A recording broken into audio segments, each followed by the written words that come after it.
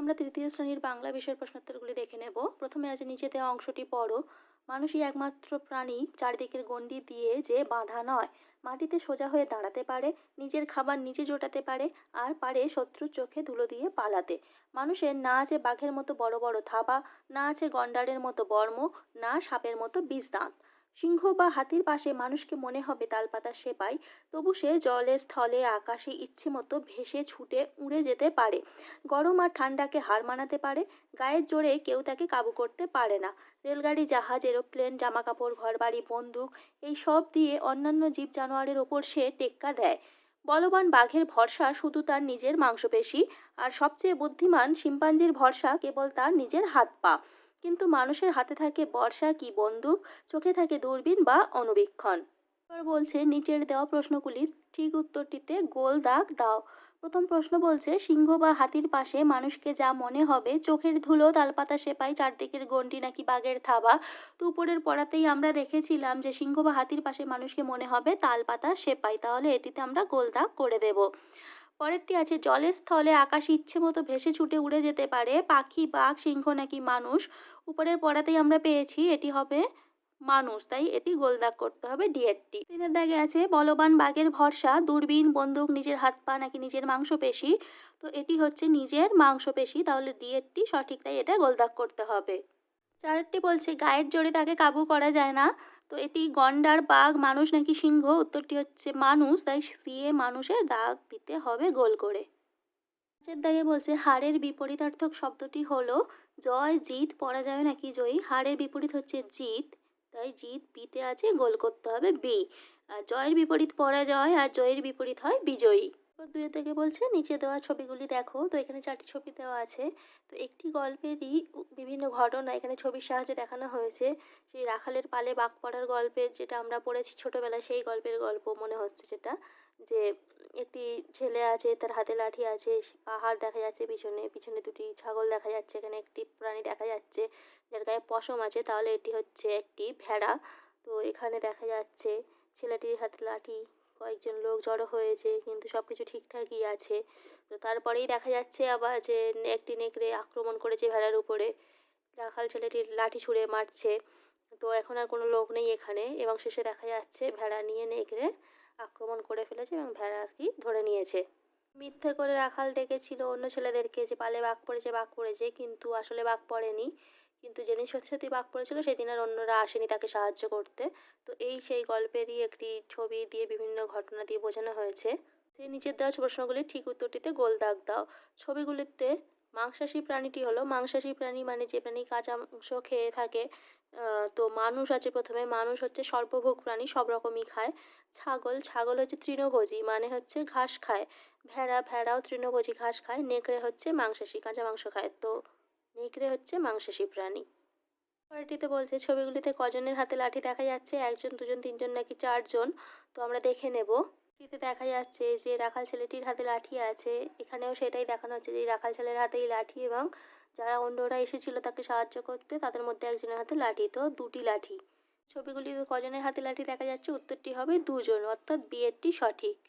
পরের প্রশ্নটি বলছে রাখাল গবাদি পশু চড়াচ্ছিল পাহাড়ের কোলে, নদীর ধারে, গাছের তলায় নাকি ঘন জঙ্গলে। ছবিতে দেখা যাচ্ছে পাহাড় রয়েছে, পাহাড়ের ধারেই রাখালেরা রয়েছে।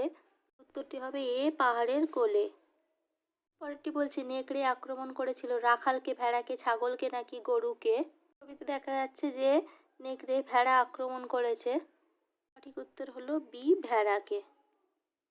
পরের প্রশ্ন ছবিগুলিতে ছাগলের মোট সংখ্যা দুইটি, তিনটি, চারটি নাকি আটটি। দেখা যাচ্ছে ছবিতে রাখালের পেছন দিকে পাহাড়ের কোলে দুটি ছাগল দেখা যাচ্ছে, একটি আর এই একটি, দুটি, আর এটি তো ভেড়া, তাহলে সঠিক উত্তর এ, দুইটি। এবার বলছে নিচে দেওয়া অংশটি পড়ো। পৃথিবীর এক প্রাচীন ও বিস্ময়কর জন্তু ক্যাঙ্গারু। ক্যাঙ্গারু পৃথিবীর এক প্রাচীন ও বিস্ময়কর জন্তু। কয়েকশো হাজার বছর আগে এমন ক্যাঙ্গারুও ছিল যাদের আকার হতো ঘোড়ার মতো বড়। এখন ক্যাঙ্গারু প্রধানত অস্ট্রেলিয়াতেই পাওয়া যায়, সেই জন্যই অস্ট্রেলিয়াকে বলা হয় ক্যাঙ্গারুর দেশ। এমনকি অস্ট্রেলিয়ার ন্যাশনাল কোর্ট অফ আর্টসেও ক্যাঙ্গারুর ছবি আছে। মা ক্যাঙ্গারুর পেছনের দুটো পায়ের মাঝখানে একটা থলি আছে। এই থলিতে সে তার বাচ্চাকে বহন করে। যতক্ষণ পর্যন্ত না বাচ্চা বেশ বড় হয়ে উঠছে, তাকে সে লালন পালনও করে।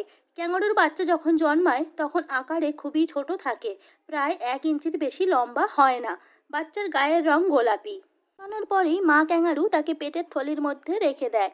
বাচ্চা তখন নিজে কিছুই করতে পারে না। বাচ্চার বয়স 6 মাস হলে সে একটা কুকুরের বাচ্চার মতো বড় হয়ে ওঠে। থলির ভেতর থেকে তখন মাথা বার করে রাখে। মা যখন গাছের ডালপালা খায়, তখন সেই ডালপালা থেকে বাচ্চাও পাতা ছিঁড়ে ছিঁড়ে খায়। বাচ্চা যখন মায়ের সঙ্গে সঙ্গে হাঁটতে ও দৌড়তে শেখে, তখনও সে মায়ের পেটের উষ্ণ ও নিরাপদ থলিতে ঢুকে পড়তে চায়।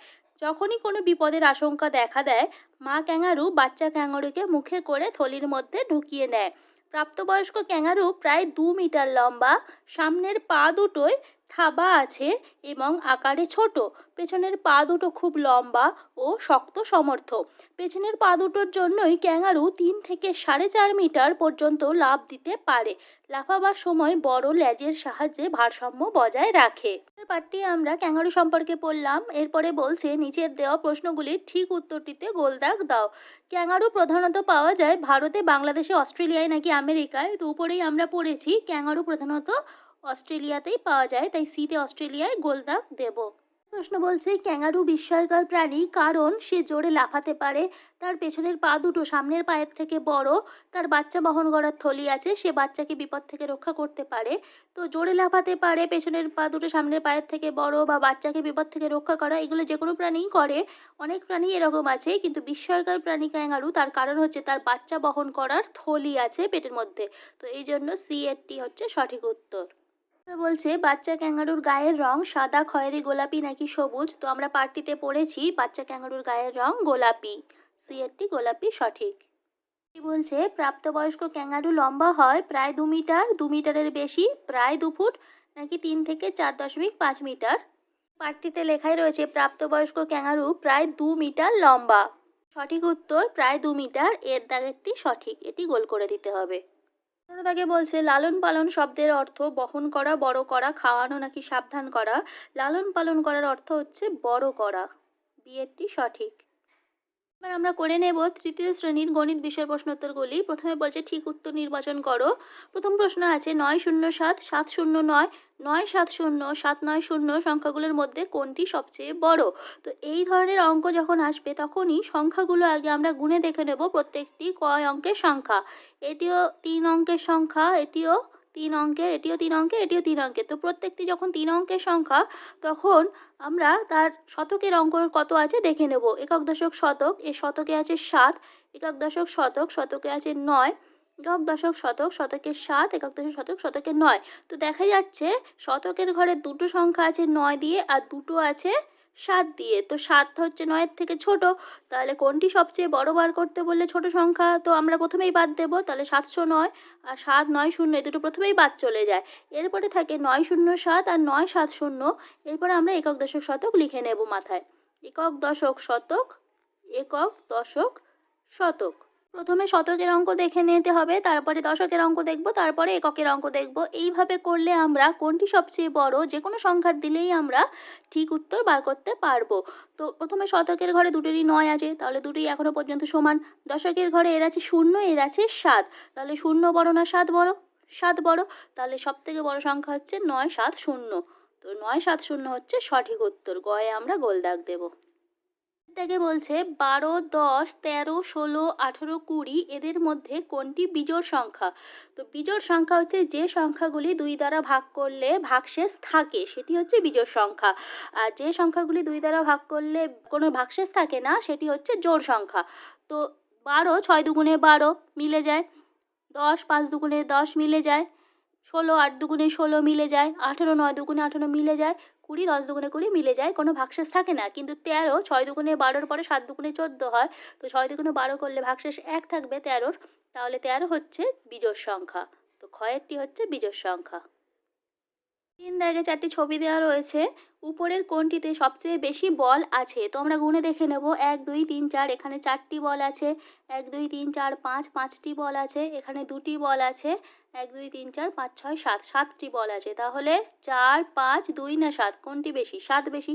তাহলে 4 নম্বর ছবিটিতে হচ্ছে সবথেকে বেশি বল আছে। তো 4 হচ্ছে সঠিক উত্তর।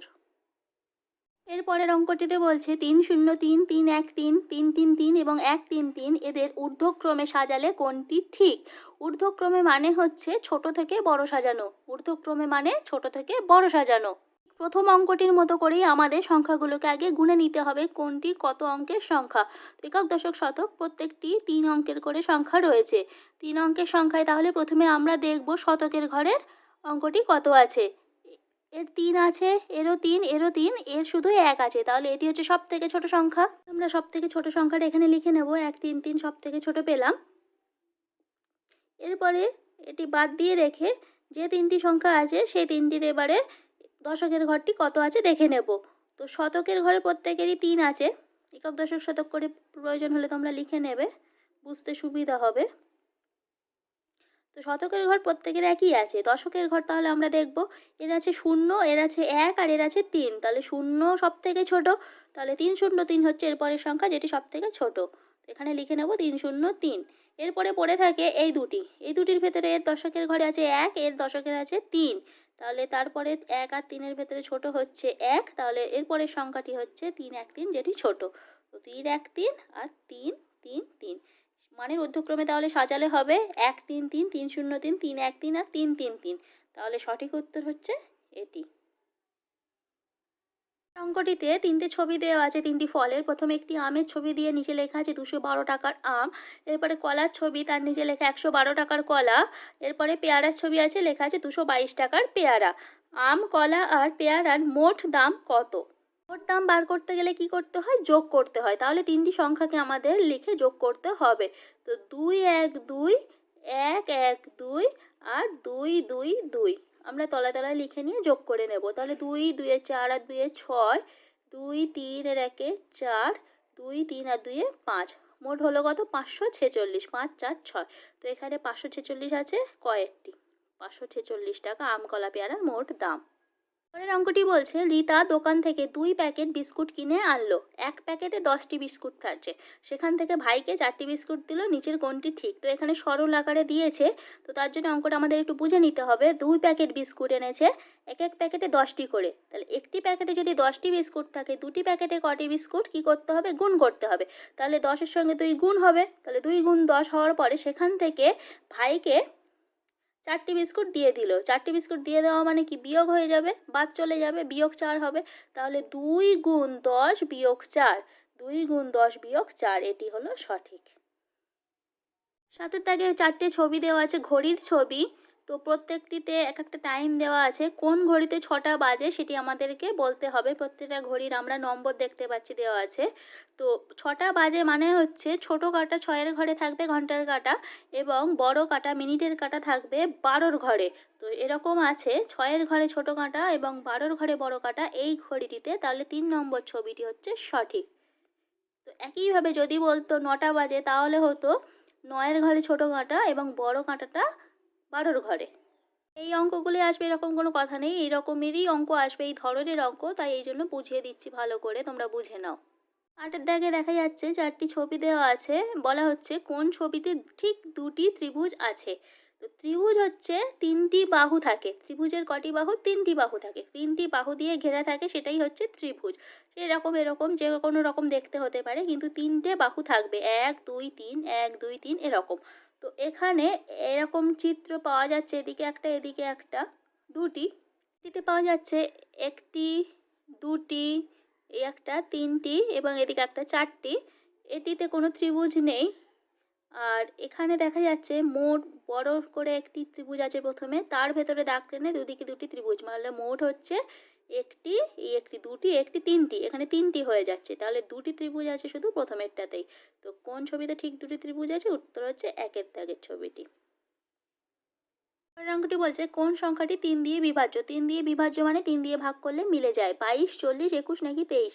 তো নামতা করে দেখলে হবে 3 7 কে 21 হচ্ছে, বাকিগুলো 3 নামতা করলে মিলবে না, বা 3 দিয়ে ভাগ করলেও মিলবে না, ভাগশেষ থাকবে। তাই জন্য 21 হচ্ছে 3 দিয়ে বিভাজ্য, 3 7 21 হয়। তো 21 হচ্ছে 3 দ্বারা বিভাজ্য। পরের প্রশ্নটি বলছে একদিনে মিনিটের কাঁটা সম্পূর্ণ ঘোরে 10 বার, 12 বার, 24 বার নাকি 2 বার। তো মিনিটের কাঁটা এভাবে একবার ঘুরে আসলে 1 ঘন্টা হয়। তো 1 ঘন্টা করে এরকম যদি হয় তাহলে একদিন হয় 24 ঘন্টায়, তাহলে এরকম একদিনে কবার ঘোরে? 24 বার ঘোরে 24 ঘন্টায়, তাহলে এটি উত্তর হবে 24 বার। পরের অঙ্কটি বলছে তুমি দোকান থেকে 3 বাক্স সন্দেশ কিনলে, প্রতি বাক্সে 5টি করে সন্দেশ আছে। সেখান থেকে 2টি সন্দেশ ভাইকে দিলে, তোমার কাছে কতগুলো সন্দেশ রইলো? বলছে 3টি বাক্সে সন্দেশ রয়েছে আর এক একটা বাক্সে রয়েছে 5টি করে, তাহলে 3টি বাক্সে মোট সন্দেশ কত রয়েছে? কি করতে হবে? 3 × 5 করতে হবে। 3 × 5 করলে হয় 15, আর সেখান থেকে 2টি সন্দেশ বাদ দিতে বলছে, তা 15 থেকে 2 বাদ দিয়ে দেবো, মানে বিয়োগ করে দেবো। 15 থেকে 2 বাদ দিলে কত পড়ে থাকে? 2 এর কয় দাও 5, 3 দাও 5, আর এক নেমে গেল, থাকলো কটা? 13টি। তাহলে সঠিক উত্তর হচ্ছে 13। 12 অঙ্কে দেখা যাচ্ছে একটি চেয়ার দেওয়া আছে, তার নিচে দাম লেখা আছে 957 টাকা। এদিকে একটি টেবিলের ছবি আছে, দাম দেওয়া আছে 975 টাকা। তোমার বাবা দোকান থেকে একটি চেয়ার এবং একটি টেবিল কিনলেন, তাহলে খরচ হলো, তো চেয়ারের দাম 957 এখানে লিখে নেব, আর টেবিলের দাম 975। দুটি মিলিয়ে তাহলে কত টাকা খরচ হয়েছে? কি করব? যোগ করতে হবে। মোট দাম কত বার করতে হলে, তাহলে 7 আর 5 যোগ করলে হয় 7 আর 5 12, 2 হাতে 1, 7 আর 1 8, আর 5 13, 13 3 হাতে থাকে 1, 9 আর 1 10, আর 10 আর 9 হয় 19, তাহলে বার হলো 1932 টাকা। 1932 টাকা এখানে রয়েছে অপশন, তাহলে এটি হলো সঠিক উত্তর। 13 অঙ্কে বলছে ট্রেনের একটি কামরায় 133 জন যাত্রী আছে। যখন ট্রেনটি পরের স্টেশনে থামলো তখন 23 জন যাত্রী নেমে গেল। এখন ওই কামরায় যাত্রী সংখ্যা কত সেটি বার করতে হবে। প্রথমে ছিল 133 জন, এখানে লিখে নেব। তার থেকে 23 জন যাত্রী নেমে গেল, মানে বাদ চলে গেল, কমে গেল। তো বাদ চলে যাওয়া, কমে যাওয়া মানে বিয়োগ হয়ে যাওয়া। এরপর বিয়োগটি করে নেব। 3 3 মিলে গেলে 0, 2 এর 1 দাও 3, আর 1 নেমে গেল, হলো 110। তাহলে এখন ওই কামরায় যাত্রী সংখ্যা 110। অঙ্কটি বলছে 3 অঙ্কের সবচেয়ে বড় সংখ্যাটি কত? 9 0 0 9 8 9, 9 9 8 না 9 9 9। তো 3 অঙ্কের সবচেয়ে বড় সংখ্যা হচ্ছে 3টি 9, 999। এবছর মিতা ও তার বন্ধুরা স্কুলে 171টি গোলাপের চারা গাছ লাগিয়েছে। অমল ও তার বন্ধুরা তাদের স্কুলে 121টি গোলাপের চারা গাছ লাগিয়েছে। কারা কতগুলো বেশি গোলাপের চারা লাগিয়েছে? প্রথমে দেখব কোন সংখ্যাটি বড়। 171 আর 121-এর ভেতরে 171 বড়। তো 171টি গোলাপের চারা লাগিয়েছে কারা? মিতা ও তার বন্ধুরা, তাহলে এরা বেশি লাগিয়েছে। তো 171 লিখে নিলাম এখানে, এটা বেশি। এরপরে অমল ও বন্ধুরা লাগিয়েছে 121টি। 121টি।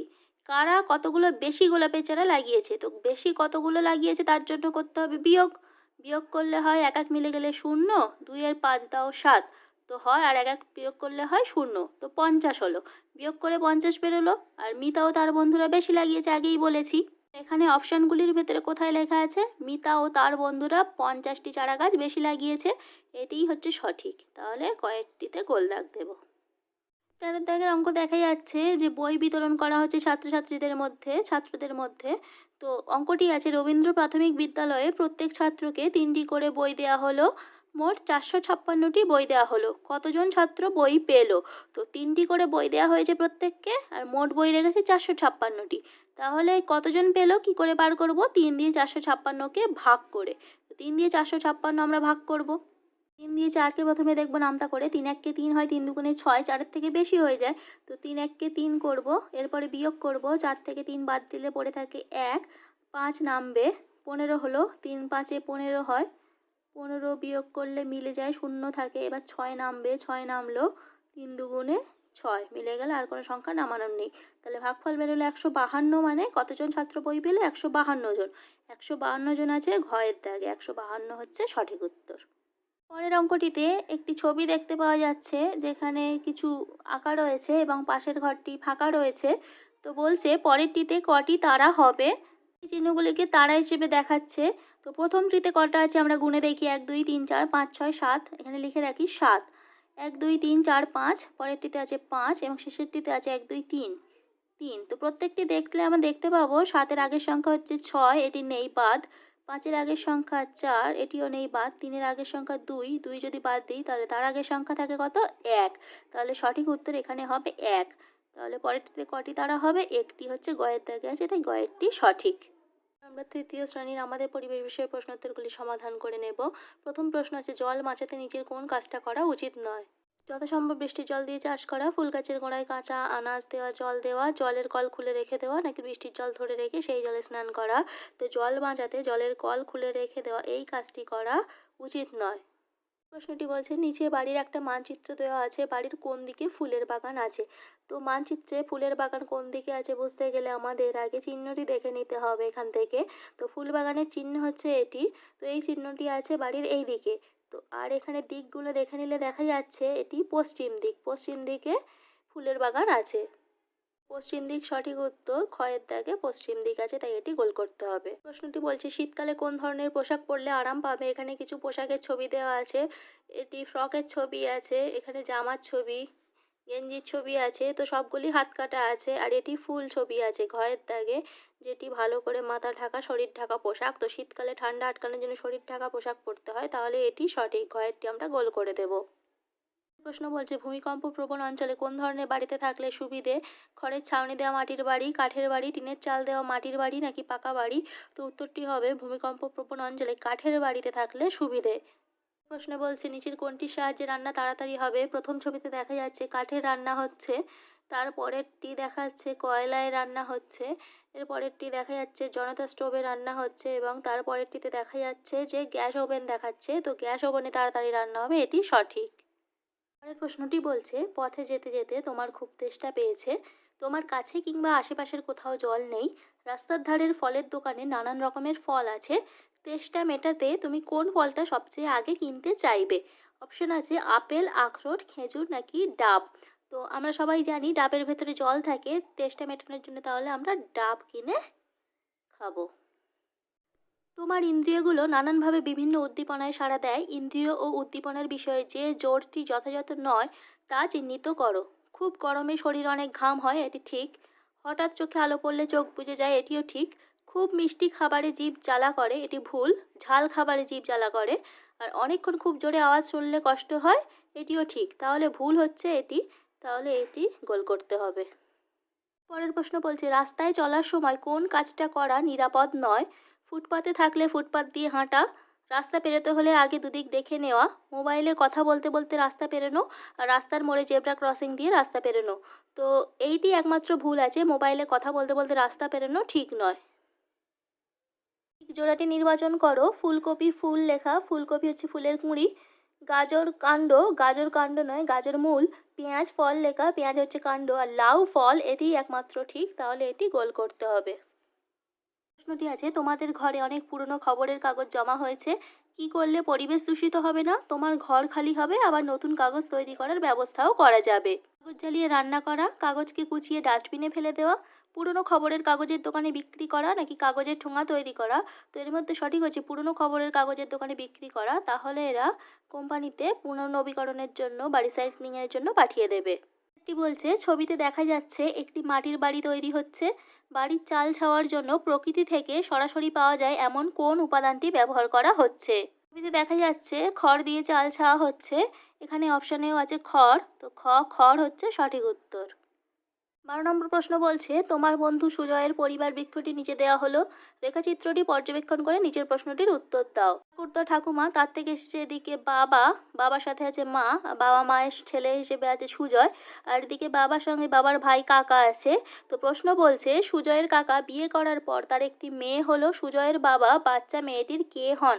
তো এখানে কাকার মেয়ে যদি হয়, তো মেয়েটির বাবা তার বড় ভাই, তাহলে মেয়েটির জেঠু হবে, তাহলে সঠিক উত্তর হচ্ছে গ, জেঠু। একটি ছবি দেওয়া রয়েছে, প্রশ্ন দিয়েছে, সবিতা প্রতিদিন সকাল 7টায় কাজে যায়, পোশাক দেখে বলো তো সবিতা কোথায় কাজ করে? ব্যাংকে, পুলিশ স্টেশনে, হাসপাতালে, নাকি বিদ্যালয়ে? তো ছবিতে দেখা যাচ্ছে যে রয়েছে সে নার্সের পোশাক পরে রয়েছে, তাহলে হাসপাতালে কাজ করে হবে সঠিক উত্তর। প্রশ্নটি বলছে, তোমার বন্ধু তার মায়ের সঙ্গে ডাকঘরে যাবে, বাড়ি থেকে বেরিয়ে পূর্ব দিকে গেলে প্রথমে পড়বে মাঠ, এরপর আরও উত্তরে গেলে ক্ষেত, তারপর কোন দিকে গেলে তারা ডাকঘরে পৌঁছবে? নিচের মানচিত্র দেখে প্রশ্নটির উত্তর দাও।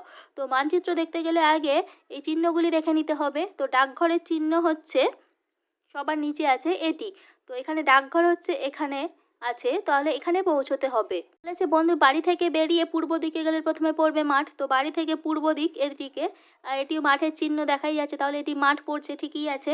এরপরে আরও উত্তরে যেতে বলেছে, উত্তরে গেলে ক্ষেত পড়ছে, এটি ক্ষেতের চিহ্ন আছে, এই যে ক্ষেত, ক্ষেত থেকে এদিকে আসতে হবে ডাকঘর, তাহলে এদিকটা মানে কোন দিক? পশ্চিম দিক, তাহলে সঠিক উত্তর পশ্চিম দিক হবে। এটাকে পশ্চিম দিকে আছে অপশান, তাহলে এটি সঠিক।